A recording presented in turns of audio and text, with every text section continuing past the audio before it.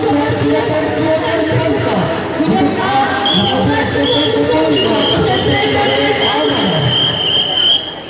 Scorpion telah melawan tuan menjadi insan provinsi Aceh dalam event nasional seperti Perkemahan Santri Nusantara di Sumedang, Jawa Barat, Jambore Nasional di Palembang, Perkemahan Santri Nusantara di Batam, Perkemahan Pramuka Madrasah Nasional di Bangka Belitung.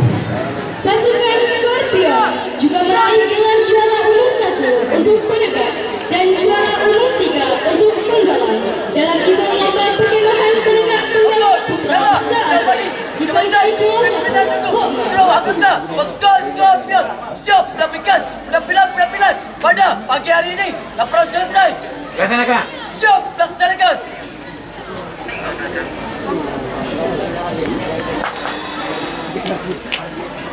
Siap dan satu pas dan bisa kemudian. Siap. Mulai. 0, 1, 2, 3, 4, 5, 6, 7, 8, 9, 10, 11, 12, 13, 14, 15, 16, 17, 18, 19, 20, yes sir.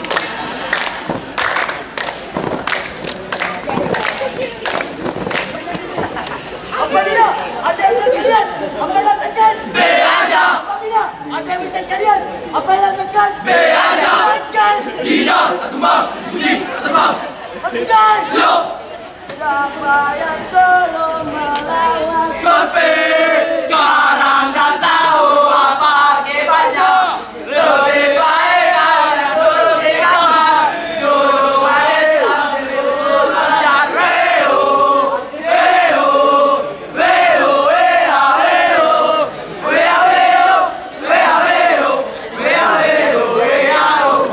Siap, siap, budak karya. Siap, baik, tangguh, berangkat. Siap.